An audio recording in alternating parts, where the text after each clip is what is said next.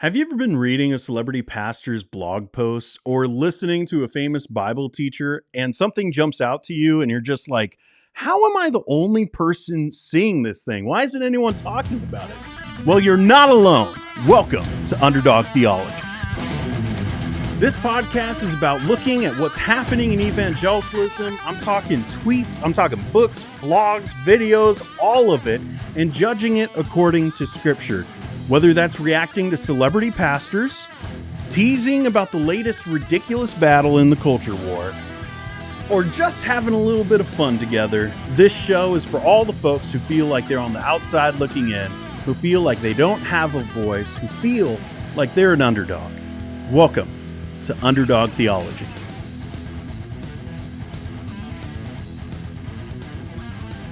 Welcome to the show. How's everybody doing today?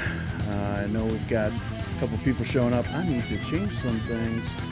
Guys, every time I'm like, this is going to be the one. We're not going to have any issues. And then there's always some stuff I need to remove. It's just one of those things, I guess. I hope your weekend went well. I hope that you had a great time. But prepare yourself. Prepare yourself because we have entered into the Twilight Zone. The Twilight Zone. Oh my goodness. Everything has turned upside down. Everything you knew about evangelicalism is about to change. Or at least that's kind of how I felt this weekend. And the last couple weeks, I've seen some of these things kind of happen. And then I watched an interview that we'll be taking a look at in a little bit. And it looks like Owen Strachan is the hero we needed the whole time. I know. I'm as shocked as you are, okay? Like I think it's weird to say it too, but here we are on a Monday talking about Owen Strachan taking it to the patriarchalists. Patriarchus? I don't know. Those guys. It's weird. It's really weird. We're going to dive into it. I want to know your opinions today because this is going to be a little bit of a weird one. But let me say hi to everybody who's hopping into the chat. And also hi to the podcast listeners. Hello out there. Cody Whitaker is here and says, not for nothing, brother, but you could totally dress up as C.H. Spurgeon for Halloween. I mean, Reformation Day. LOL. I mean, it wouldn't be the first time. And also, I'll just say, anyone who's chubby and has a beard gets that. So, Thanks for saying that, Cody. Wendy's here. Hey, underdogs. Hope everything is well. It is hot in Fort Worth. I hope it's not actually on fire, but it is hot. Heidi is saying hop into the chat, as she always does. And Cody wants to know, but is he the hero we deserve?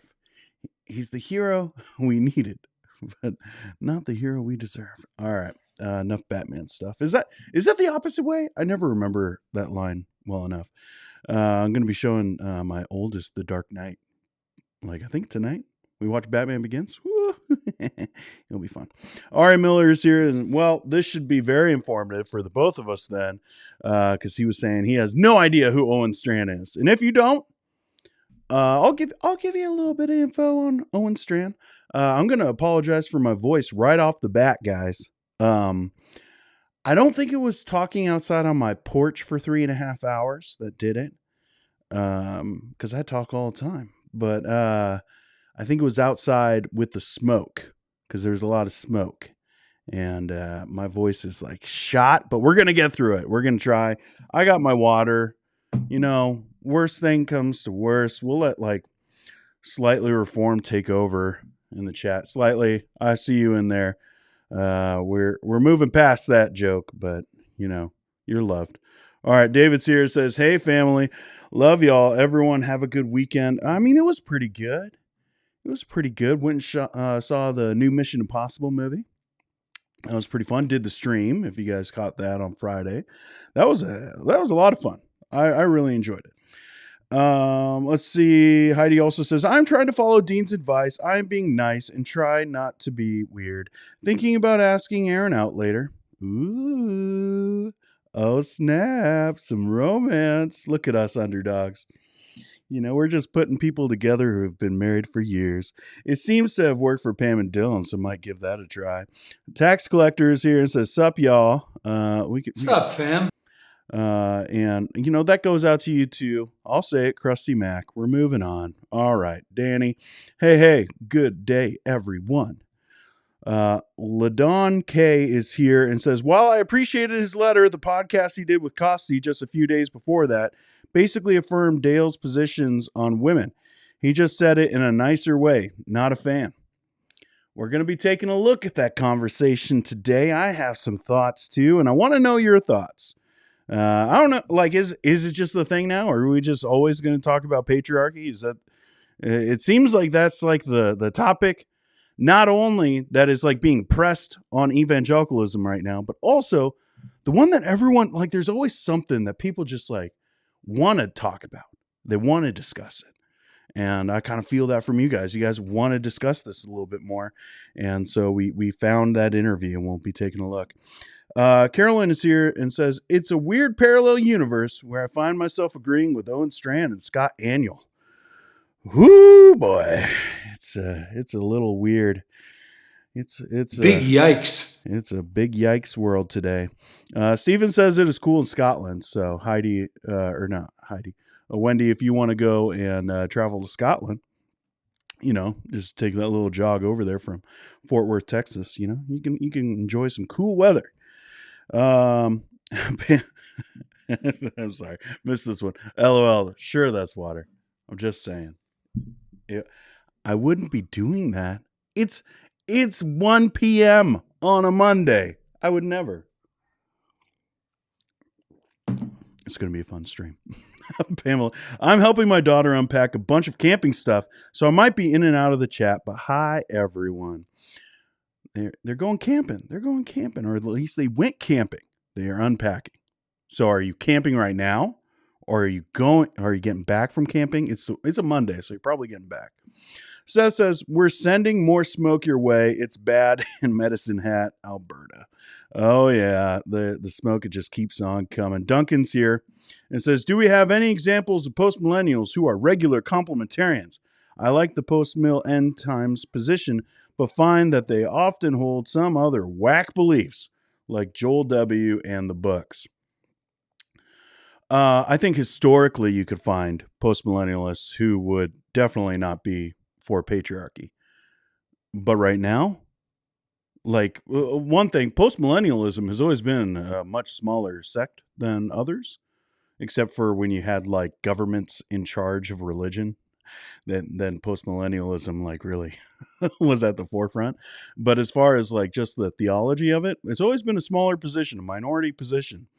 And it still is. But the people today are just really loud. And with their loudness, they're talking about all their stuff.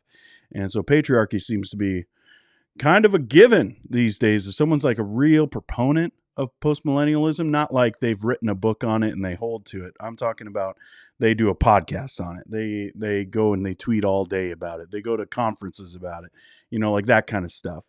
It seems that those things just kind of go hand in hand. I can't think of a single one who is like a leader.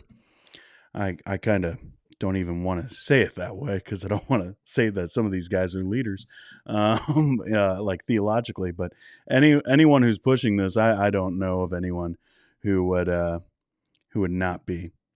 But this guy does. Michael Jones of Inspiring Philosophy is a post-mill who is not patriarchist. I don't know who that is. So, you do your research, I guess.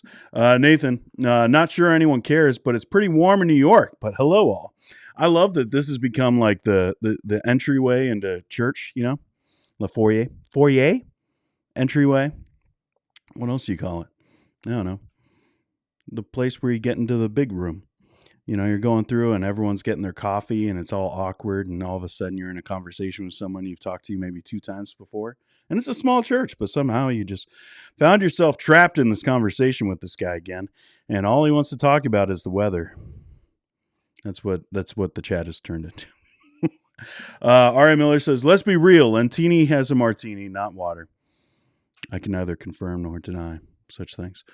Steven says, heading for vacation with my 2 sons to New York and DC, trying to figure out how we will cope with the heat. I don't even know.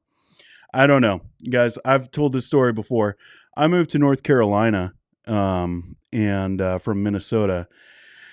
Got out of the car, immediately realized I made a huge mistake. As soon as I felt the humidity, I was like, nope, not going to stay here very long. And we didn't. So I don't do well with that kind of heat and humidity and all the gross stuff. No thanks, no thanks, no thanks. Caleb is here and says, I think Joel McDermott and John Reisner would be post-mills who aren't patriarchalists. I didn't know that John Reisner was. In fact, I think both of them have been pretty critical of patriarchy. I know John Reisner has. This guy says, personally, I'm a post-mill, but do reject patriarchy for the most part and reject theonomy. It is possible, I guess. Stuart Chase says, the wacky post-mills are the loud voices. There are a few of us who are post-mill who are not patriarchists. You need to start getting louder, Stuart. Start saying, we're not like them. We're not. Because a lot of people, even myself included, sometimes it just seems like that's the case. Cody says, I'm post-mill. I knew it. How dare you, sir? I'm post-mill. You broke my heart. And think I'm pretty chill, but also not much of a leader or influencer. So that's not true. He has a great podcast. So you guys should go check out his podcast. See what happens when you don't come into the stream being like, I did a stream about this. I did a show about this. Come and check out my video.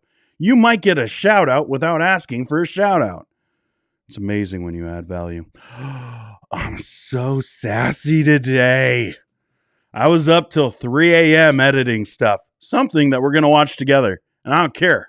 I don't care what anyone says. You're going to frickin' enjoy it, okay? All right. I was up till 3 a.m. 3. Editing. You're going to like it. All right. That was too intense. That was too intense, Dean. Calm down. All right. Thank you, inner self. Skay says, isn't it called the narthex? I think that's what's on an ant. Okay. Okay. Moving on. Did I make that up? Probably not. R.A. Miller says, I think the sun has gotten hotter lately. All right. Let's dive into that. Forget Owen Strachan. We're just going to be talking about what the heck is up with the sun, huh? No, we're not doing that. We're not doing that. All right. We've said hi to a lot of people. We'll say hi to one more because I just like him so much. Caleb Neal says, is that Batman as part of the Gold Lantern Corps in the background? No, it is not. It is the Batman. The Batman? The Batman. I'm telling you, that Twilight kid, he knows Bruce Wayne. He knows Batman. That movie is so freaking great. So it's the Batman. I'm not saying it's not. You know what? Let's just get off book right off the bat. Usually, people tell me to do YouTube well, you got to get the hook. You got to hook them in and be like, hey, here's this outrageous thing. And then people stick around for 30 seconds and then your video will go all over the place. Well, I tried that and it doesn't work. So why not do the complete opposite? Hey, you. Yeah, you. Are you kind of obsessed with celebrity pastors? Do you wish they had their weird little jokes all put together for you? Well, go to BigEvaComedyTour.com. For the low price of any donation you want to make, you can see your favorite celebrity pastor do stand-up, if that's what you want to call it, like Paul Washer. I don't know why you're laughing. That joke was about you. And so many more. What's the deal with airplane peanuts? Well, let's be honest. You're all here for John MacArthur, so here he is. John MacArthur. Can we adjust the camera? No? Okay. I listened to over 300 hours of comedians and came up with 5,000 jokes for this 2-minute segment. And I was told if I went over, So do we have any Calvinists here tonight? Okay, lots of Calvinists all over the place. You know, you guys still follow me. That's cool. Lots of Calvinists. Are your dads here? Not a single one. Told you. Okay. I see we have a lot of Republicans here tonight. You want to know the funniest part of that joke? I meant it. I meant it. Meant it. I meant it. Meant it. It meant I meant it. You know, I'm pretty new to comedy, but I was told, no, I was promised if I smiled long enough, you guys would laugh. Is it working? And yes, we have your favorite, Ken Ham. And I wanted to make a big one and say, no, this is an arc. You guys watch Crocodile Dundee? Is this thing? It's on? Okay. So what do you think, champ? Was it worth it? Boy, is it. I don't regret anything. No, not a thing.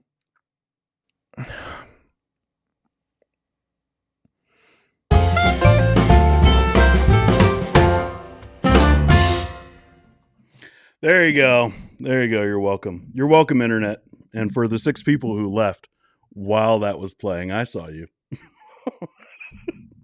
But yeah, the fundraiser is still on. If you want to help out the channel, I'm just realizing the link is not in the description. Once again, it's hard getting all these things together. But if you go to last week, there's a link to my PayPal. If you want to support the channel, we're trying to raise up some funds. We've had some people give, but we ain't even close to, we're trying to improve the camera quality a little bit. So, yeah, so that's what's going on. That's what's going on. If you want to donate. If you don't want to, don't do it. Don't do it. You know, I'm not your boss. Okay. I'm not your boss. I don't know what you want from me. Okay. Let's get into it.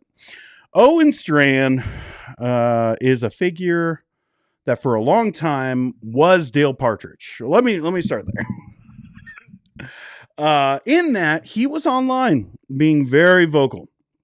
And I don't know if those tweets are still around, but for years, Owen Strachan was building an audience through being as provocative as possible with his positions online. And so a lot of us who would fit into the categories that we usually fit into here on the show, and people who like the show generally, we're kind of like against that kind of stuff. And when people are like over serious about like gray matters that we see in scripture and they're saying like, this is the rule, we look at that and we go, well, you're being legalistic. And I think it would be fair and charitable to say that there's a lot of us who thought of that for Owen Strachan. And then he went out and he totally no, he didn't. He didn't do that. But it's been interesting over the last probably 2 to 3 weeks to see Owen Strachan just kind of go at some of these guys. Because like I said, he used to do the stuff, of doing tweets about how he's mad at a dog park, like that's animal worship that we have in our culture today. That kind of stuff is kind of what Owen Strachan built his audience off of. Yes, he was a teacher at Midwestern. He is trained. He's a smart guy, bad rapper, but a smart guy. And he was building up his audience online through those kinds of things. And then he stopped. I don't know exactly why he stopped, but he just all of a sudden at least fell off of my radar. And, not that I was like looking for his stuff, but he kind of fell off my radar because he wasn't tweeting out those kinds of things anymore. And then the last couple of weeks, we've had articles that he's written where he's going at Dale Partridge for the academic stuff. Now, there's a history there. One that I've been told a few things, but I'm going to keep to myself because, it's other people's stories. Again, for those who talk about me being a gossip, like I only talk about public things. Okay. But there was some stuff. Dale Partridge was at Owen Strachan Seminary and then he isn't. And there's apparently there's a whole thing that happened there that we'll probably never know the full details and the full truth of, but they have a history. And Owen Strachan knows Dale Partridge pretty well. And he stepped into the void. You know, I guess some people were asking him because of what he believes, you know, as far as his complementarian views on this idea of women teaching women theology that Dale was promoting, and a lot of people being upset about that. And then with the academic stuff and the questions that Christ is the Cure was bringing up, and that I brought up a while ago, people were asking Owen Strachan because he was the president of his seminary for a little while. And so Owen Strachan decided to do an article on Dale Partridge, and it's a really good article. Like I'm not a fan of Owen Strachan. Okay. And before all of this, I probably would have put him in a very similar camp as Dale Partridge and Joel Webbon and those guys. You know, this kind of not quite Moscow, because they're not there, but they sound very dang similar. Like, I probably would have put Owen Strachan closer into that camp than I would have maybe even G3.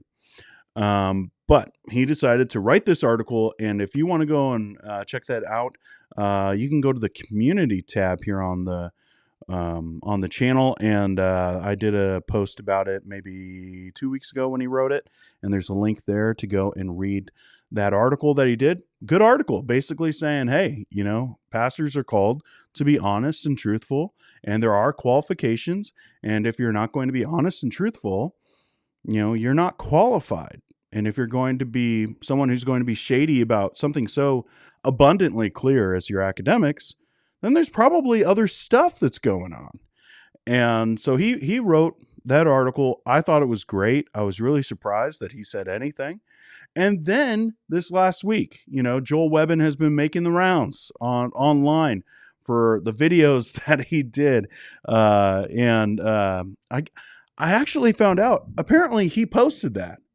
You know, he wanted to talk about his, like, these enemies he has in this turf war. We'll talk more about that later, because Owen Strachan actually had some interesting things to say about that turf war and the future of evangelicalism. We'll get into that in a minute. But with the whole turf war thing, I was thinking that, you know, he would say something a little bit different, but he ended up, Joel Webbon, basically ended up, you know, saying, like, you know, these guys are out to get me. These guys are out to get me, and it's a turf war and all this kind of stuff. And then Owen Strachan came out of nowhere again, you know, with not just this interview that we'll be watching, but some tweets. You can go up and look up his Twitter. He started tweeting out very pointedly, without being like, Joel Webbon, I'm talking to you. You know, it was a little bit more discreet than that, but I think very clear from the content that he was going at what Joel Webbon said in this sermon clip that Joel Webbon actually posted online himself, and then took it down, and then people found it and put it back up. So apparently that's what happened. But Owen Strachan went at that and was saying, hey, like, this is, you know, women are smart. Women are capable. Women are able to understand theology at a deep level and to teach. And of course, he would put it in, you know, certain ways, and there's certain limitations, and there's a lot more limitations than someone like me would say. But he was, you know, essentially saying, I'm not for patriarchy. And he's done it with Dale Partridge, and he's done it with Joel Webbon. And it's just so interesting to me that someone that I would have thought would have been in this category, that would have been really, really similar, look at these guys and say, that's not me. And I want to give him credit. You know, sometimes on here, you know, I get accused of, you know, always bashing people and never giving people credit when they do something good. I'm giving Owen Strachan some credit here and saying, I thought that was a really awesome thing that he did in writing that article and tweeting those tweets. And I think it was very helpful for those of us who don't know him and are just looking on the outside, for people like Owen Strachan, of Costi Hen, of people who are not, the inner core of G3, like Josh Bice and I don't remember the other guys' names there, but like the G3 guys who do the podcast together and stuff like that, and all, like they all work for G3. It's helpful for us to see where those lines are, because for a long time, Owen Strachan was very connected to like Vodi Bakum, and we've seen what Vodi has done. You guys saw that, right? Like he went and he spoke at Moscow. He spoke at their missions conference. By the way, I thought about doing a video, decided not to, because I don't know. Like, I only want to give those people airtime when it's actually like something that I feel like is important, not just something that we could have fun talking about. But at the conference, he, decided to talk about being a warrior, like a culture warrior, which is so interesting to me because they don't like the social justice warriors, but they want to be the culture warriors. And that was like this idea of missions is to be a culture warrior. And I watched the whole sermon where there was very little Bible, and surprising for Vodi Bakum, but he went there and he did that, and he was on the Man Rampant show, and he's had some questionable stuff go on. And I thought that Owen Strachan and him were tight. Apparently, there's a lot of differences between people like Owen Strachan and people like Joel Webbon, like Dale Partridge, and people like Costi Hen. So Owen Strachan was on Costi Hen's show, and I want to take a little look at a couple of little segments that they did. So let's head over there. And first thing I want to say is, this is looking pretty good. Whoever's in charge of the design over there at For the Gospel, I'm just giving you a little bit of a shout out. This looks pretty good. Now there are going to be some mic issues. I believe that's on Owen Strachan's fault. Like you can see the quality difference between the two cameras there. We know whose fault that was. All right, but just so you know, there's some audio differences here. But let's take a look at what they had to talk about. There are now 3 very loud positions being fought for in the public square, and I'm going to put that in air quotes, the public square online. They are right now, as I've seen them, heard them, and even deal with them in our local church and For the Gospel and with listeners, we've got egalitarianism. That's sort of an old foe, if you will, of complementarianism, which is the second position. And those are the classic debated views, of course, egalitarianism being that, women are, in a sense, able to, they could be the head of the home, they could be the provider, you could have, daddy, stay-at-home dad, daddy daycare, all of that. And you could have women pastors. And I always think, and it's easy for people, if that's a new term for them, egalitarianism, just think egal, equal, just visually and even audio. That's not true, by the way. This whole thing, like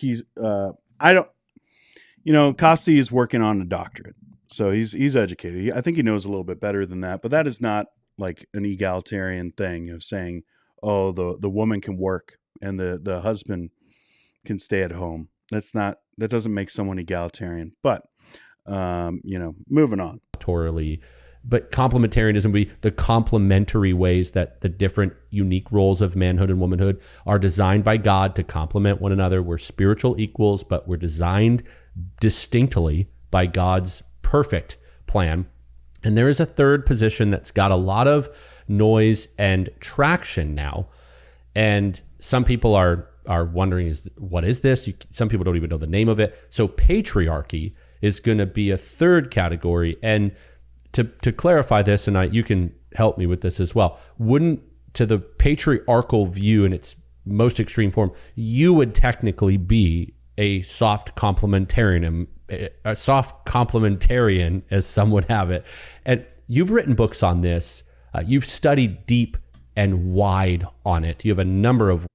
Anyone who would call Owen Strachan a soft complementarian is out for lunch. Okay, that no. Like, again, I don't know if his tweets are still out there. If you want to go and find them, I'm talking about like 2 to 3 years ago. He was just putting out all kinds of junk. Nope. That is not soft complementarianism, not at all. Anyone who would say that is crazy. Like, I'm talking about like psycho. Works on this issue. Can you explain each one briefly, even further than what I've offered, then unpack the primary differences even between, and specifically between, patriarchy as it's being propagated now and complementarianism? Yeah, you laid them out basically in a way that I can affirm. Egalitarianism is the view that basically the roles are interchangeable. So the husband is not head of the wife. There's mutual headship in the church. Men alone are not the elders and shepherds and pastors of the church. Women are as well. And so the sexes are equal in terms of the image of God, and there's no distinction of roles. Complementarity argues that the sexes absolutely are ontologically equal in terms of being image bearers made by God, invested with tremendous dignity, worth, and purpose. And yet, when it comes to who leads the home, who leads the church, and who steps up in society, it's men who are called by God to do that, not to keep women down or something like this, not because women are lesser than men in any way. Women, in fact, are a helper to men, indicating that in the biblical worldview, they bring real strengths to the table that men do not have. But nonetheless, men are called to those leadership roles. Patriarchy is similar to complementarity. It's not tremendously different, frankly, although I would say it is, it's a more maximalist understanding of what I was just talking about with those roles, including some views like, at least for some patriarchalists, men are the head of the home, and that manifests in a society like ours in that they vote and women don't vote. In some patriarchal circles, women don't teach in any form, really, in any kind of women's ministry, for lack of a better term, or something like that. Men alone do that. There is some head covering views and that sort of thing that proliferate among patriarchalists. We could lay out some other disagreements as well, but those are the core. And yeah, we're seeing a surge of patriarchy in our day. I want to be very clear and careful, though, even before I register disagreement with some elements of patriarchy, some things I disagree, and some things I agree with. There's a lot of men and women who have been raised today, let's say America, without any conception of what it means to be a man or a woman. Okay, and then they become Christian. Born again of the gospel of Jesus Christ, trusting in the blood and resurrection of Christ for their salvation, and repenting of all their sin. And there's teachers out there in especially those last two camps, who help them, who provide guidance, who clarify distinctions between the sexes and matters like that. And these men and women who are saved, let's say some of them out of non-Christian backgrounds or broken homes or maybe intact homes, but where there wasn't discipleship about manhood or womanhood. And there's a framework given in certain settings in churches and by different teachers. And I don't want to burn down anyone either to the left or right of me in terms of gospel conviction. I want to be careful. So even with our previous conversation topic, head coverings, I'm not burning down women who would be more in the patriarchal camp and want to be faithful to God.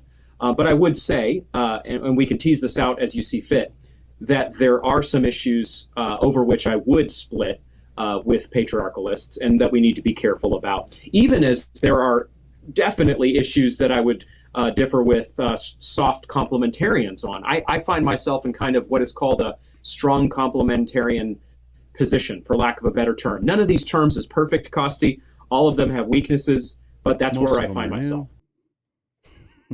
Okay, so I thought that was interesting because what you see here are two guys who I think it's pretty clear they feel like they're getting lumped in with the patriarchy guys.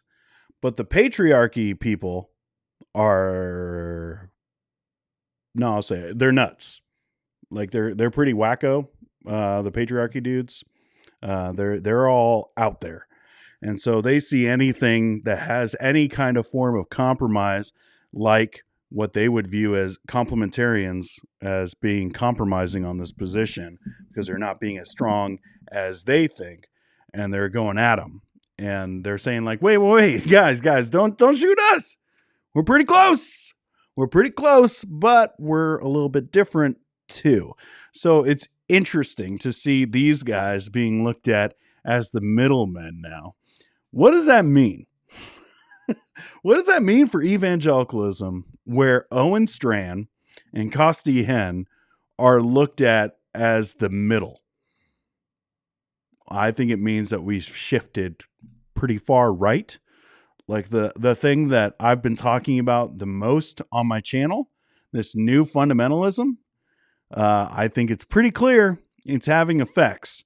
If we're talking about Owen Strachan having to say, no, I'm not liberal, because he's saying the same things he's been saying for years, like, I think that kind of shows that the right has gotten even more right. We've seen it politically. I think we've seen it theologically, and we see it even on a practical level within Christianity.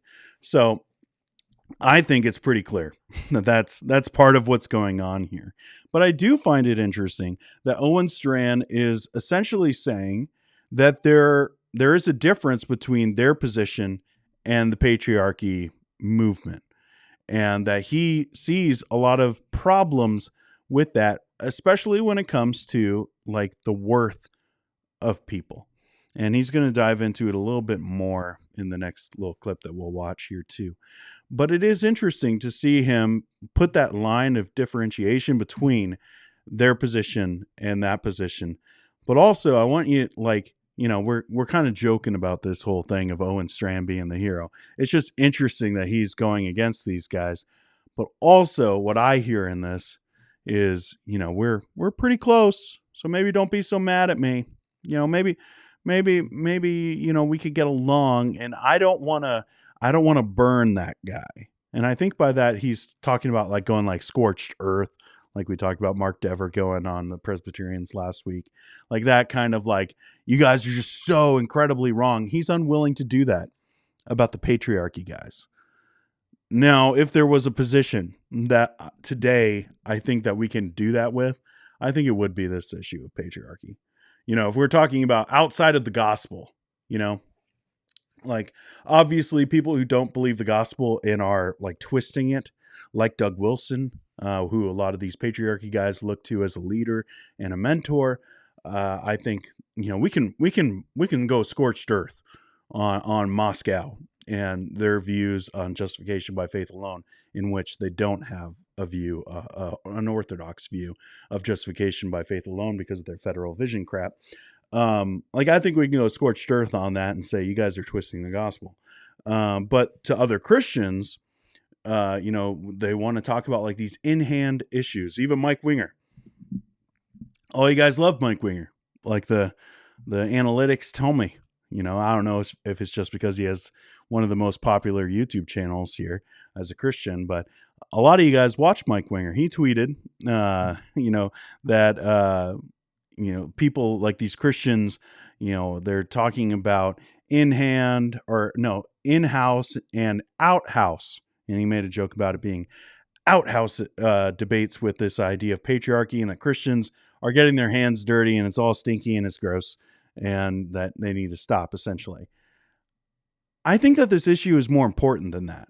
And to be honest, like that kind of ideology, I think is a little too flippant on such a serious issue of how, you know, half of the population, even more than half, how they actually live their daily lives. Like that's an important issue. So while it might not be as crucial as the gospel, obviously, I think it has effects toward that eventually, as far as your Imago Dei and how men can reason better. And we talked about that on Friday in the stream with Dale Partridge's stuff, but Joel Webbon kind of saying similar stuff of men just have better discernment and they're smarter, more spiritually minded, and like all that kind of stuff. I think that starts getting into like how men are smarter to pick God than, you know, women are. Like, I think that's a natural trajectory of where that conversation goes.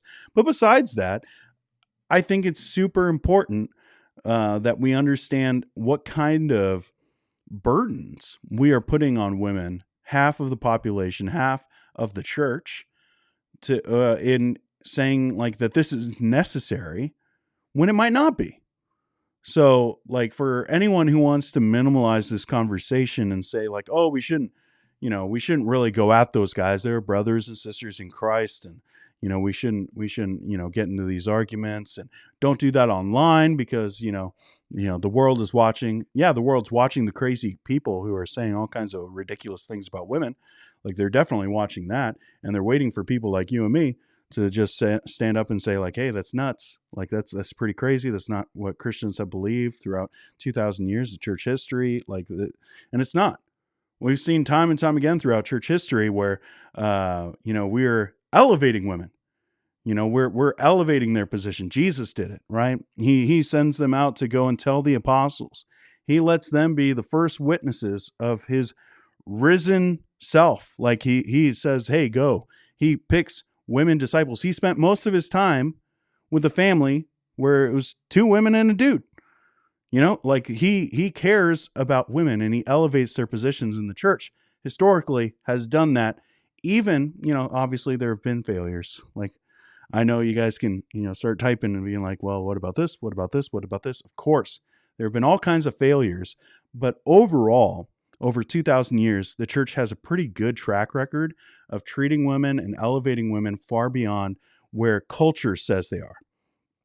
But now these guys want to take it and be like, actually, let's bring it back down a little bit. Let's bring it back down a little bit. And they're not using scripture. And I view that as very interesting. We talked about that on Friday, with Dale Partridge, no scripture. Joel Webbon, no scripture. This is all, I listened to another interview. I did, I thought about maybe bringing it in, but I'm not going to do it because it'd be too long. But the Bethlehem conference, that's John Piper's conference, they had Kevin DeYoung come in this year, and they had a panel. And I watched the panel, and they start talking about complementarianism. Well, Joe Rigney is sitting right there. Joe Rigney is now over at Moscow at New St. Andrews. That's Doug Wilson's school, where he was John Piper's successor at Bethlehem College and Seminary. He transitioned over there. And so it's, they're having this conversation, and they keep on going to, well, it has to mean something. Our genders have to mean something.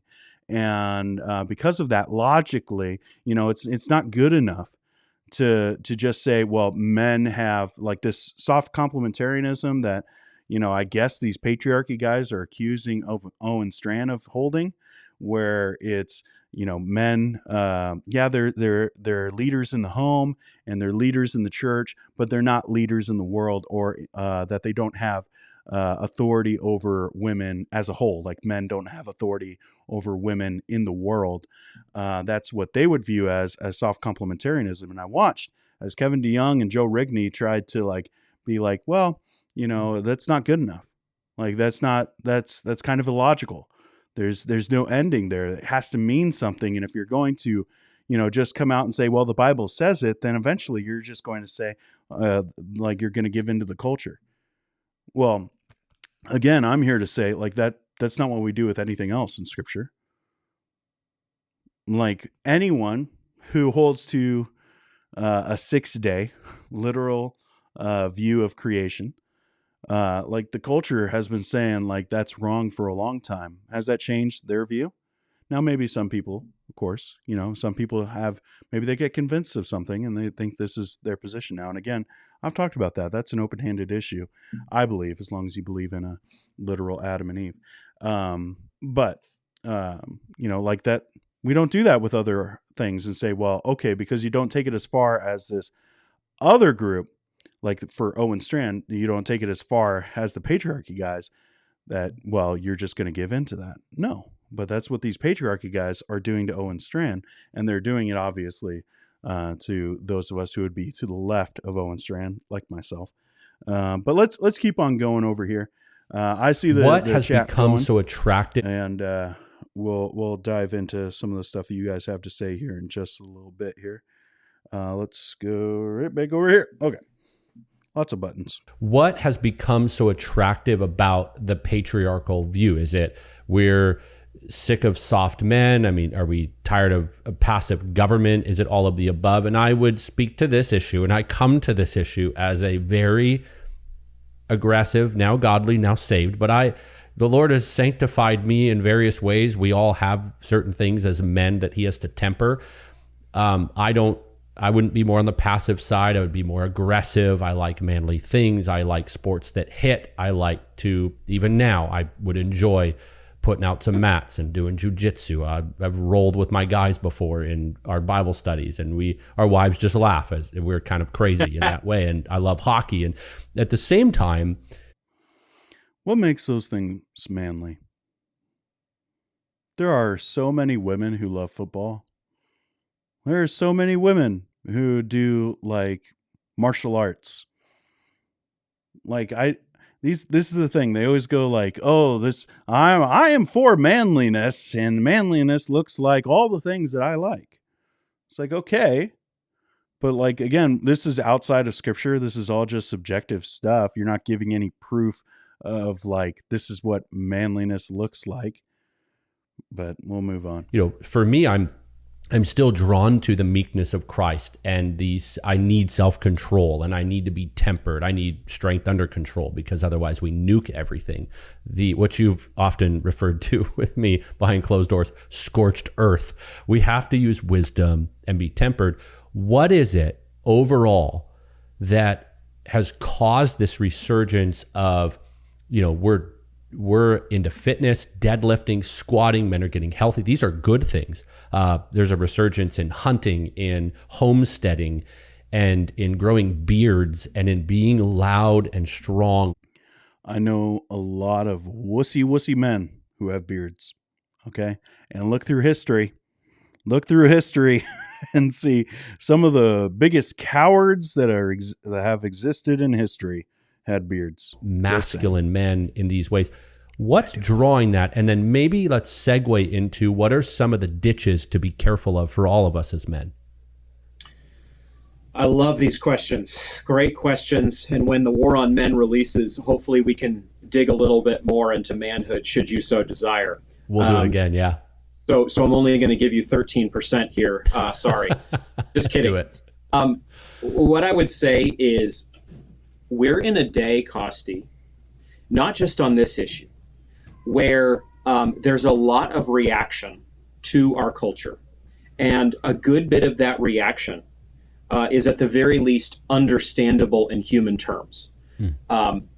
This is a huge topic, but we're seeing a reaction to softness among professing Christians in the area of biblical manhood, biblical womanhood, government, eschatology, public square engagement.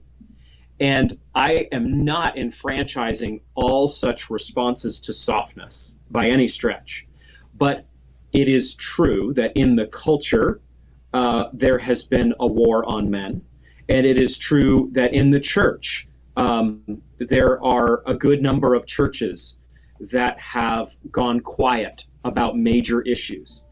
And that is even true of some in the Reformed world who used to speak up on hard issues and used to step up to the front line and define things. And yes, we don't only want to speak negatively, but they were willing to say that is not right, even as they were probably more invested in, as we should be, in holding out what is good, beautiful, and true from God and His Word.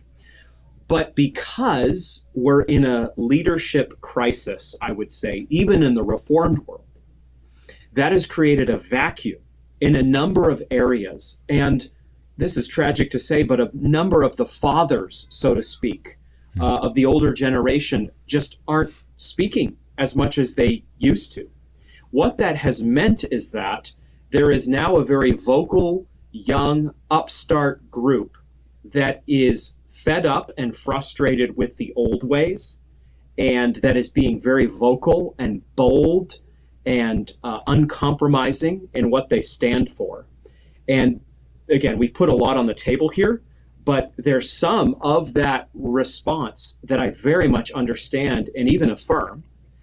But then as we're talking about numerous categories of theology in the Christian life, there's some of that response that I can't affirm, and I think we've got to be very careful about. 2, 3, 4 years ago, a lot of the challenges that I'm currently facing, or I faced then, I should say, seemed like they were coming from the left. Now, fast forward to 2023, it seems like a fair number of the challenges I'm having to deal with that I didn't even foresee are from the right. So we've got our work cut out for us. I can say more, but I'll I'll pass it back to you. No, that's so helpful. I think that's where probably a man like you is going to take some hits in the years ahead. I'm sure I will, and would hope that at some level we all as pastors take some hits. That means that we're in it, because it's all good and well to go after the left and the far left and even the near left. Everyone goes, oh yeah, amen, and we're together in this. And there's been a right and good amount of that. I think now the course correct after the last 3 years now fades is, well, hold on, pull the reins a bit, and let's not overswing as well on that. Then they start getting into another topic, but oh my goodness, I'm waiting for my apology. Not to make it all about me, although I do love to do that. So you're saying like, oh, it's all good and dandy when we go after the left, and people love us and they cheer us on, but we're so tired of getting attacked for the right when we're just saying we're different.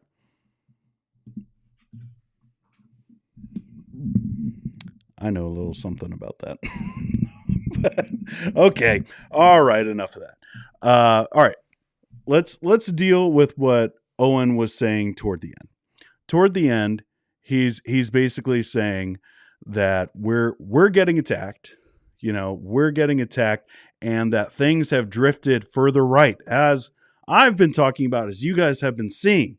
Like, that's what this whole show is really about. Are you seeing what I'm seeing in evangelicalism, this drift that's not toward liberalism, like everyone said that we're going to go that way? Although I'm not saying that there isn't one, but the main one that we see in evangelicalism, I mean, it's pretty much on the right. It's this drift toward the right and extremism. And that extremism is just getting more and more and more just prevalent and popular. And they're trying to say, like, we don't necessarily agree, which is so funny. I will say it is completely ironic that these guys are here talking about manliness and being courageous and standing firm. But every time they come to a point where they're going to give specifics about what they disagree with the patriarchy guys, they don't. You want to talk about being strong and not being soft, and they don't want to flesh those things out. Don't want to actually say what that means. But they're talking about, oh, you got to be strong, and then they're like, I can agree with them in several things, and then disagree with them in several things. Or this was a half-hour conversation. I watched the whole thing, and they just said they got it wrong on head coverings, basically, and women teaching. And then they're like, oh, but there's things that we could say, but we're not going to say what those things are. I thought this was about being courageous. I thought this was what manhood was about, of being bold and saying, here's where I disagree with these guys, and yet they just refuse to do that. Now, I'm not saying like I don't like anything that these guys had to say or anything like that. I thought that there was actually some pretty good stuff in this conversation, but I just found it completely ironic that, whenever they got to that point, and you heard Owen say it a couple times, like there are things that I think that they go too far on. And we could talk about that, and then they just never do. I don't know if that's just like a podcasting error of, figuring out how to be a host on a podcast and being able to lead the conversation and go where the conversation is going. And you just have questions, so you get back to the question. But I just found it like so honestly just kind of funny that they just always got to that point and they're like, yeah, we're really going to say what we disagree with them about. And then they just never do. I found that to be a little soft. Also on that idea of manhood, and, that means certain things. Again, this is not like they don't have any scripture. That what they do, the places that they run to are battle passages where someone says like, all right, you need to go to war. And they're like, that's what manhood is like, like put on your armor and go. And it's like, oh, that's war. Like, of course you're going to put on your armor. You want to go get shot by an arrow? Like what? Yeah, put on your armor. That's not what manhood looks like. And then they'll go to like the phrase that Paul made up of quit ye like men. And it's like, act like a man. But again, we don't even know what that means. All right. Like he made up his own phrase, basically saying, be a man. And we don't get, all right, that means wrestling around with other men. That means going hunting. That means, we don't have anything like that. So it's always interesting to me to hear theologians who are trained, who have more degrees than me. Sometimes we talk about some of these guys that don't have as many degrees as me. But this time we're talking about people who do, and they're very smart, and they're just no Bible. No, like this is directly where it is. This is how we know. This is the line. It's none of that. It's always subjective stuff when this idea of manhood and womanhood come up, and what does that actually look like? It's all subjective. Now, I do think that the most interesting part of this whole conversation, I think, is the idea of where are the fathers at? Where are the theological fathers of this reform movement? And I know for sure he's thinking of John Piper. He's thinking, before Tim Keller passed, of Tim Keller. He's thinking of D.A. Carson. He's talking about the Gospel Coalition guys. He's talking about Mark Dever. He's talking about all these huge names, John MacArthur even a little bit, and saying, like, where are these guys on this issue? Why aren't they talking? And he says that there's a vacuum.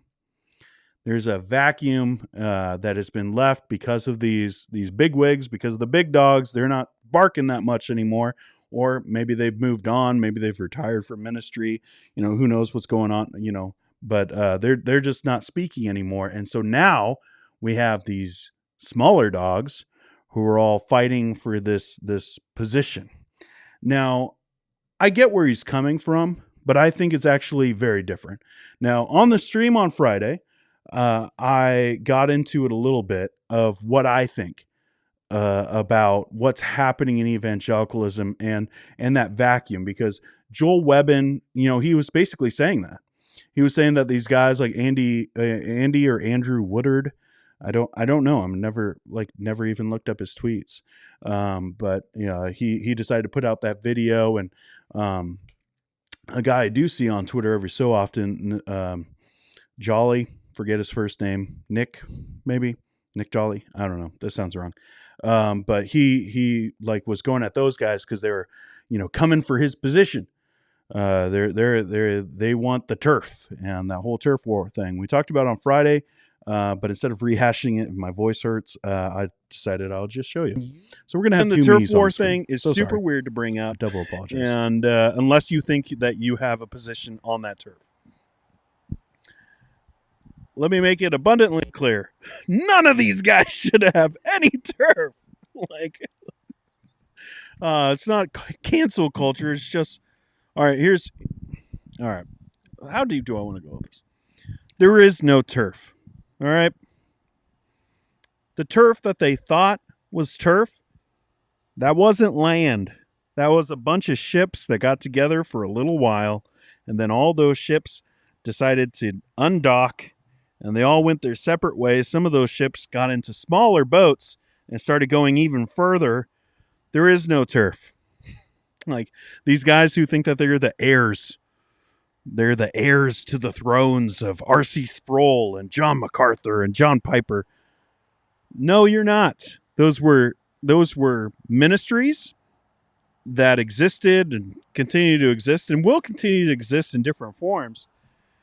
But those days are gone. Those days died with T4G. And I don't like saying it, but these guys think I'll be able to have a big following. We're all fighting for those spots now. No, you won't. Not in the same way. But it's just weird to me. So I believe that. I think what Owen Strachan is saying, there's a vacuum and these guys are coming to fill that in. I don't think it's going to be filled.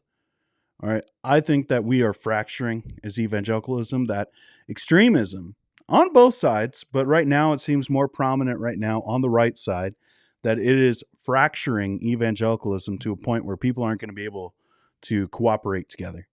And so instead of having these big events with these big platforms and these huge websites that everybody goes to, we're going to see the fracturing happen where it goes into this camp and that camp. And like I said, basically like the boats thing. All these boats are getting it seemed like it was together.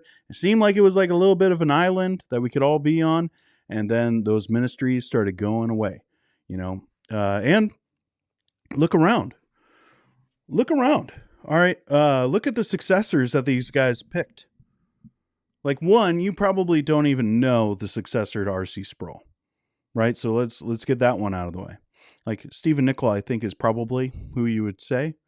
But like, there's a few guys, and there doesn't seem to be anyone coming out from the Ligonier that's like a really compelling, popular voice.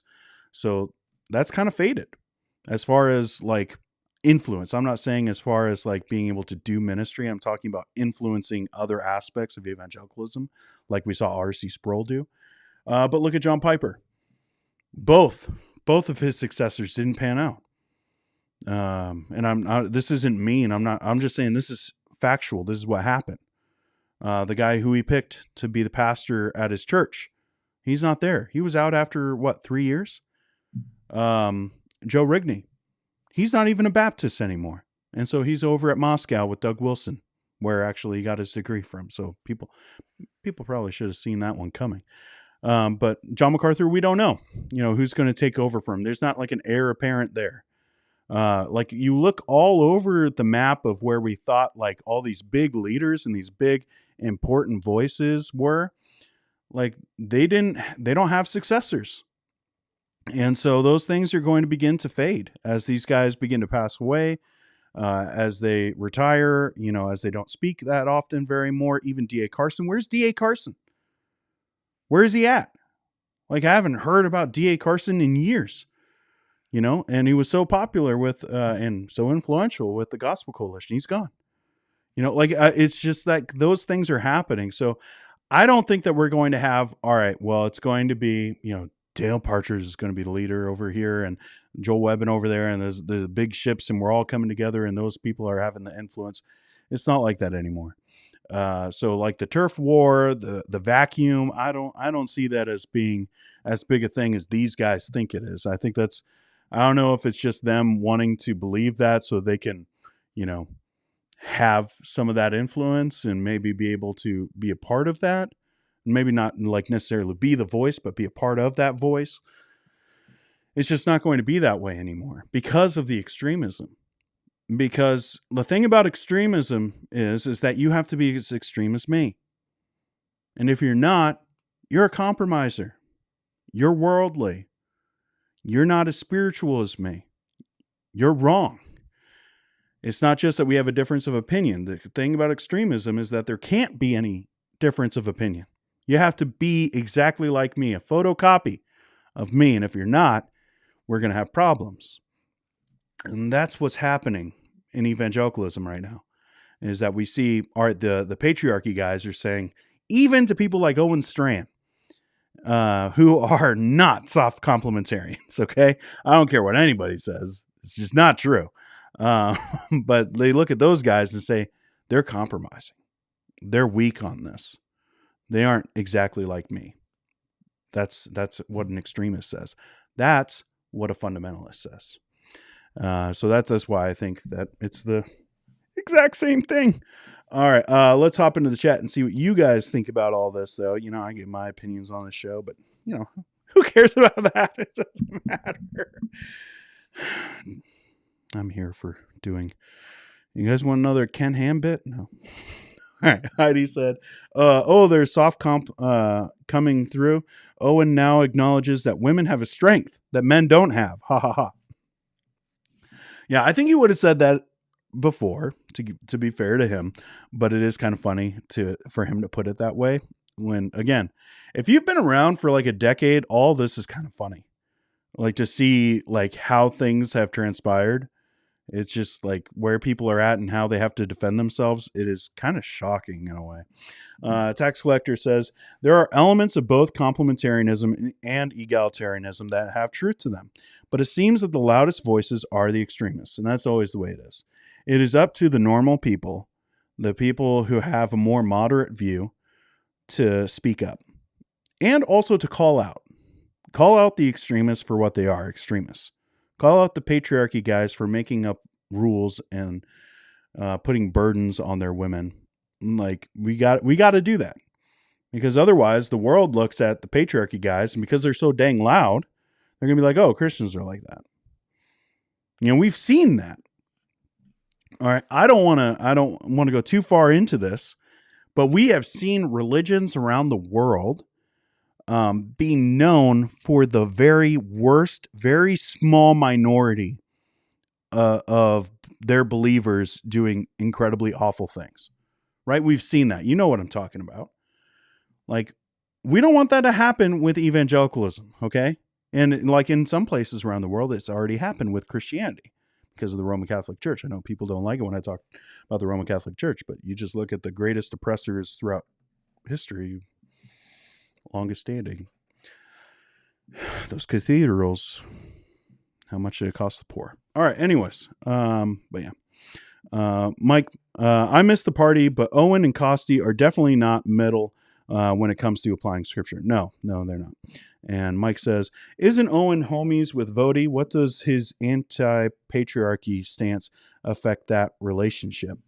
Yeah, it's odd. It's odd. Now Aaron has an interesting thing. Hey, Aaron, glad to see you, man. Hope that smoke was getting your way, if you know what I mean. I'm not sure most of those dudes are friends at all. There seems to be a lot of factional friendships. The enemy of my enemy is my friend, but they turned on one another easily. Yeah. There are definitely partnerships. Again, I don't have that much influence. I never have. But there was a point in time when I was looking to try to write a book for a publisher, and I got a little peek, of like some people saying, hey, if you want to do it this way, you got to make partnerships here and here and here. You got to get to know that guy. And it's not anyone that I wanted to actually get to know. Like, not anybody. But it's that thing. It's networking. And a lot of these guys who are on the stages and get to go to the conferences and write the books. I'm not talking about the self-published books on head coverings. I'm talking about like the legit books from like Crossway and I don't know, Tyndale and like Baker and, like the big guys, they got to do networking just like any other job to be able to continue to have that kind of influence. And so I do think that there's truth to that. Now, Vody and Owen, I'm fairly confident are friends. They seem to have been friends at least.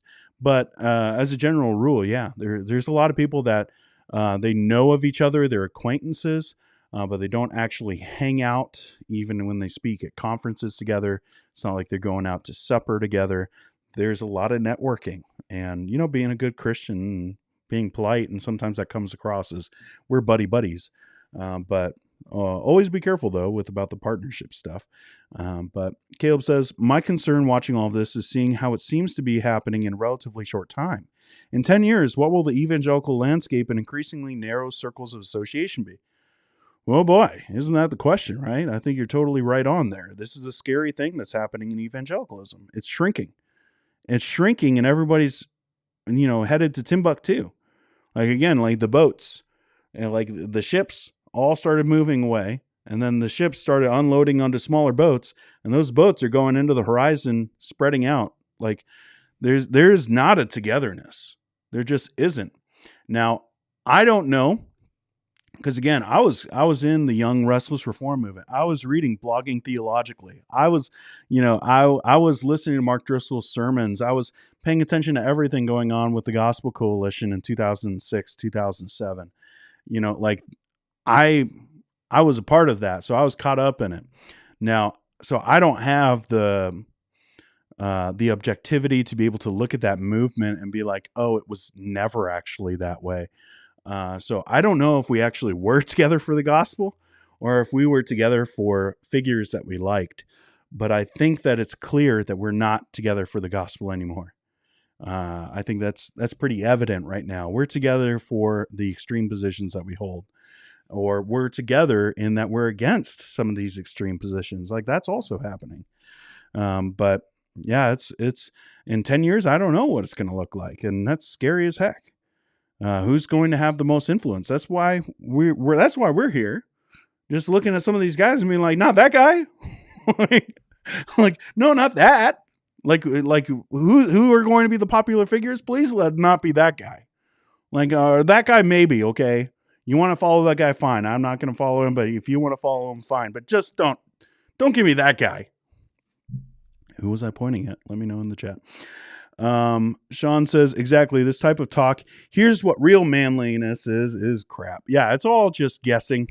It's guessing at what I think of manliness, and it tells more about who you are and your, prerogatives than really what is actually real. But yeah. R.A. Miller says, real men like contact sports. I need to take some notes. Of course, you didn't know that? Your beard isn't even full. What are you, Tony Stark? All right, I'm not going to roast anybody. Slightly Reformed says, I would want to hear these guys' thoughts on outcasts like me, people on the spectrum. We don't enjoy the normal masculine stuff. Are we not lesser men? Or, God forbid, lesser humans? Right? When you start saying that everyone has to be like this thing that I've made up, that thing that appeals to me, and you say this is the standard, when other people don't, like for people on the spectrum, they'd be like, well, that's different because, and they don't have any reason to say that, but they just say that so they don't look like a jerk. So I'm sure if you were to talk to Owen Strachan and be like, well, I'm on the spectrum. I'm I have a son on the spectrum. I understand. Like, things are going to be a little bit different for me. He would be like, of course. That's not what I'm saying. But it's like, yeah, it is what you're saying. You're saying that manliness looks like this, and it's lived out like this, and there's actions attached to what it looks like to be a man. And when you start doing that, where Scripture doesn't do that, like that's where you get wrong. Now, there are certain things about being a man, but it's not anything that they mentioned. All right. I'd be fine with looking like Tony Stark. Hey, billionaire, playboy, philanthropist, it's pretty good. It's pretty good. Yes. And he is, eternal subordination of the Son. Owen is. Yeah. There actually are quite a few. Yes, Sam. Aaron's right on that. Let's see. We're going to get into a couple more segments. It's true. Yeah, Dean is never going to catch up with this chat. I appreciate that he tries, though. I try to star things as we're watching, but it's hard. It's hard, and I love it. Guys, I remember the early days, okay, when no one would watch, when it was me and like two other dudes who were all doing each other favors by watching each other's videos, like not that it was agreed upon, it's just what happened. But so I'm very thankful to not be able to catch up on the chat, that we actually have people hanging out. I agree, Ashley. Extremism equals legalism. Agreed. Let's see. Pam says, yeah, I think a lot of those big names have lost more respect than they realize. They don't understand their influence is waning. Yeah, it's the thing. When you gain, like, it's that typical thing. What you win them with, you win them too, right? Like you're gonna keep on being extreme. And that's what people were drawn to. Well, when you chill out, as you should chill out. But when you do, they're gonna find the next extreme guy. They're not gonna be like, oh, well, maybe I should chill out too, or at least not right off the bat. They're gonna go after the extreme guy first.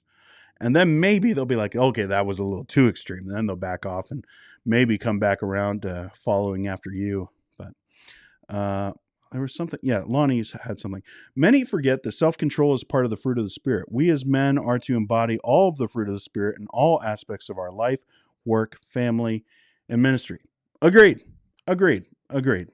And not just, it looks like me being able to arm wrestle you. Which, by the way, I could probably arm wrestle both those guys.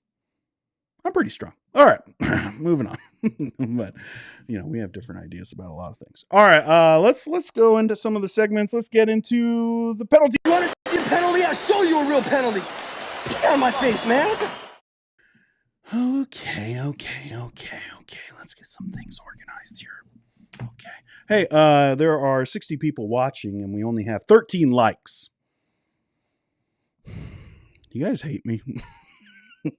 I know some of you do, so don't answer that. Don't be like, yeah, it wasn't me. I'm not a fan. But if you could hit the like button, I would definitely appreciate it. It's the biggest way, the easiest way for you guys to help out the channel is hitting that dang like button. It's super important. And as I say it, people leave always, every time. Every time I bring it up. Okay, fine. Let's get into the penalty box. 2-minute minor trip. All right, we got a minor one here. All right, so this is for the video. Dislike as soon as I say it. You jerk. MacArthur Center podcast announces John MacArthur's successor. So this is what they have to say there. Why do you have a human skull or replica on the shelf in the background? Are you fascinated with death? Boy, am I. Like, what? All right, like I always have fun with that. Like I have skulls. As you can see here. Here's a skull. I need to get the light to work a little bit differently so it doesn't reflect off there. There's a skull. I like skulls. I think they're pretty cool. And I always have a lot of fun when people are like, saying like, oh, there's a skull in there. And it's basically there to ward off all the fundies. But this is maybe the most extreme one I've seen of this. Like, because here, you might have missed it. Why do you have a human skull or replica? So, so let me be clear. That's not real back there. Okay. If anyone was like, he has real skulls. His wife isn't on the streams anymore. His wife hasn't been on a chill stream in a long time. What happened to her? Like, those are fake. One is a light up sign, and one is made of porcelain. Okay, it's not real, I promise. But also, if it was, would I tell you? All right, welcome to the penalty box. Next up. There's the whistle. There's no excuse there. He knows that whistle's been blown. All right, little ears, watch out. I'm going to say it. Mark Driscoll has not changed this again. Apparently, it is not okay for me to have issues with a pastor who goes on to Twitter and someone comes at them and says, "You've hurt me." And they put a GIF of Shaq dunking and pushing them. That I think that's showing that this guy hasn't changed. Apparently, that's not okay for me to say, like, someone being like, you hurt me and my faith, and then for him to make fun of them so callously, and just get over it. Come on, bro. Mark is cool. Little ears, get out of the way. Cool as hell. Let me get real fundy for a second. Hell is not cool. Like, what is this? Like, but also this just kind of shows, like, these are the kind of people that go after Mark Driscoll these days. They just want someone who speaks different than John MacArthur, someone who, doesn't wear a suit, who says the same kind of craziness. Okay. He's hanging out with all like the demon slayers now. Like, somebody sent that to me. Showed me that in the chat. And I was like, what? But he's hanging out with all the demon slayers now. And, come on. Not cool, not cool, not cool. You are in the penalty box. Next up. Following play is under review for a major or match penalty. Let me take another drink because this is a freaking long one. All right. So this is on the Pastor James McDonald attack a 59-year-old woman. Remember that? Remember how he sent a 59-year-old woman into the hospital? Well, he's still being defended. So Naomi Painter says, are we not all sinners in some way? Great start. My voice is like shot. Great start. I'll just sum it up. You could read it there. Basically, we're all sinners, so you got to forgive him. Cool. He hasn't repented. Well, if he repented, maybe we could talk about something. But also, there are some things that just disqualify you from ministry forever. Now, I believe that those things are long past in the rearview mirror for James McDonald. But if we can't agree that sending a 59-year-old woman into the hospital is disqualifying, I don't know what we're doing. I don't know. You know what? Maybe the fundies can figure it out for us. What? Why isn't it in here? Dagnabbit. Who slightly reformed, broke into my stream deck, and he changed it all up. Dagnabbit. Let's go. Let's go to Fundy Town. And bring it on down to Fundy. Okay. And the iPad isn't up. Oh boy. Let's do this. At least my microphone works. At least I got that going for me. Let's see. Where is it? There's iPhone. There's iPad. Is it going to work? Hey. All right. Let's see, some like this is probably a great sermon. Sometimes we talk about a lot of these negative things, and I think sometimes we just need to listen to like a really good sermon. So here we go. Sorry, but it's changed. My, has it changed. Brother Wessel, you've seen it. It's changed over the years. Now guys, they get up and they're dressed in an entire, like it's a nightclub. I mean, everything is a performance in church as far as, the music, and they get up and it's like, they're waving and that's not the way it's supposed to be. You ought to be able to come to church and hear good old-fashioned preaching. Somebody said, well, the reason I like Parkside is just the way churches used to be. Man, what a shame. The way churches used to be. So what are you doing in training some of these young men that's coming to Bible college? Here's what we're doing. We're training them to be pastors the way churches used to be. And we don't want them to go out. And don't get mad at me tonight, but it's my turn to preach. And so, these guys that graduate and they sit on bar stools and that's disgusting. Can I tell you? Listen, there needs to be role models. There needs to be somebody that gets up and cries aloud and spares not and preaches the word of God. That's what's going to change a nation. That's what's going to change society. That's what's going to change you. Oh man, these guys, they can't get away from the three. Like, they can't just make like a one strong point. It's always, that's what's going to do this, that's what's going to do that, and that's what's going to do this. And it's like, okay, we all know where he's going. Aaron's right. And is he using preacher voice? I'm pretty sure that's a performance. Yeah, and grabbing like your sports coat, like isn't that an action? Also, you want to talk about people going up on stage and performing and like, oh, they're doing this. Bro, you just did it. Like, you just did it. Like, and he doesn't have any like, speech impediment. That's a preacher voice thing, which I still think of all the preacher voice things, as I spit like a preacher, but all the preacher voice things that, like are out there and they do all this like way weird stuff. Sometimes even, racially insensitive stuff. Yeah, I said it. But they start like doing like these fake voices. This is the one that always gets me. Like, why is this something that we're getting fired up now? Guy's pretending to have a speech impediment. Oh, he's speaking truth now.